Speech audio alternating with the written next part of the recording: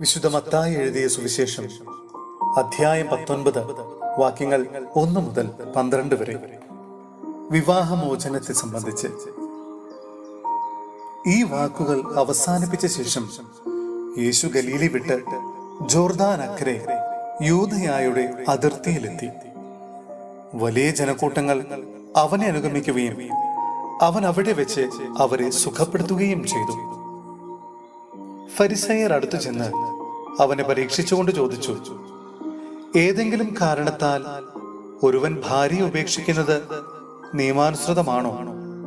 അവൻ മറുപടി പറഞ്ഞു, സൃഷ്ടാവ് ആദ്യം മുതലേ അവരെ പുരുഷനും സ്ത്രീയുമായി സൃഷ്ടിച്ചുവെന്നും ഇക്കാരണത്താൽ പുരുഷൻ പിതാവിനെയും മാതാവിനെയും വിട്ട് ഭാര്യയോട് ചേർന്നിരിക്കും, അവർ ഇരുവരും ഏക ശരീരമായി തീരുമെന്ന് അവിടുന്ന് അരുൾ ചെയ്തിട്ടുണ്ടെന്നും നിങ്ങൾ വായിച്ചിട്ടില്ലേ?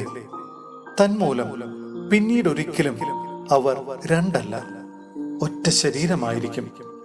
ആകയാൽ ദൈവം യോജിപ്പിച്ചത് മനുഷ്യൻ വേർപെടുത്താതിരിക്കട്ടെ. അവർ അവനോട് ചോദിച്ചു, അങ്ങനെയെങ്കിൽ ഉപേക്ഷാപത്രം നൽകി ഭാര്യയെ ഉപേക്ഷിക്കാമെന്ന് മോശ വിധിച്ചത് എന്തുകൊണ്ട്?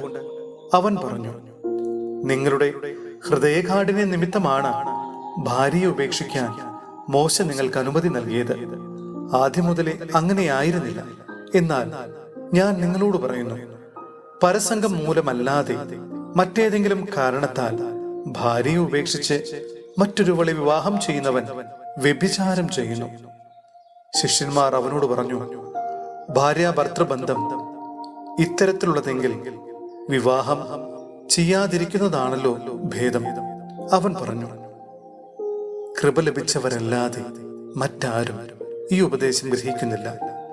എന്തെന്നാൽ ഷണ്ഡരായി ജനിക്കുന്നവരുണ്ട്, മനുഷ്യരാൽ ഷണ്ഡരാക്കപ്പെടുന്നവരുണ്ട്. സ്വർഗരാജ്യത്തെ പ്രതി തങ്ങളെ തന്നെ ഷണ്ഡരാക്കുന്നവരുണ്ട്. ഗ്രഹിക്കാൻ കഴിവുള്ളവൻ ഗ്രഹിക്കട്ടെ. സഹോദരരെ, വിശുദ്ധ പൗലോസ്ലീഹ കൊറിന്ത്യോസിലെ സഭയ്ക്ക് എഴുതിയ 1-ാം ലേഖനം അധ്യായം 7 വാക്യങ്ങൾ 8 മുതൽ 16 വരെ വിവാഹബന്ധത്തെ പറ്റി.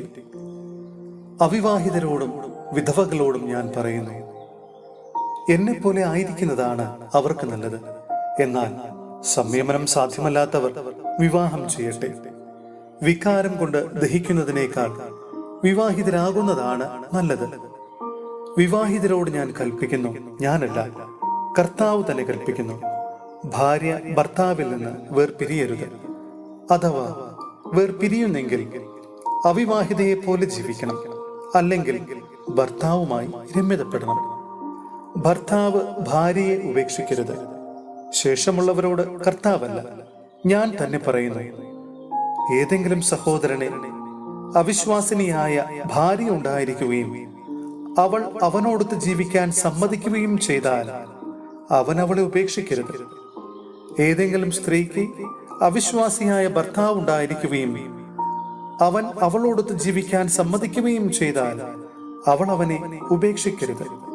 എന്തെന്നാൽ അവിശ്വാസിയായ ഭർത്താവ് ഭാര്യ മുഖേനയും അവിശ്വാസിനിയായ ഭാര്യ ഭർത്താവ് മുഖേനയും വിശുദ്ധീകരിക്കപ്പെടുന്നു. അല്ലെങ്കിൽ നിങ്ങളുടെ മക്കൾ അശുദ്ധരാകുമായിരുന്നു. എന്നാൽ ഈ സ്ഥിതിയിൽ അവർ വിശുദ്ധരത്രേ.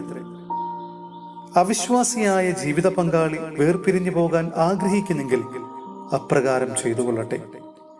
അത്തരം സന്ദർഭങ്ങളിൽ ആ സഹോദരന്റെയോ സഹോദരിയുടെയോ വിവാഹബന്ധം നിലനിൽക്കുന്നില്ല. ദൈവം നിങ്ങളെ സമാധാനത്തിലേക്കാണ് വിളിച്ചിരിക്കുന്നത്. അല്ലയോ സ്ത്രീ, നിനക്ക് ഭർത്താവിനെ രക്ഷിക്കാനാവുമോ എന്ന് എങ്ങനെ അറിയാം? അല്ലയോ പുരുഷ, നിനക്ക് ഭാര്യയെ രക്ഷിക്കാനാവുമോ എന്ന് എങ്ങനെ അറിയാം?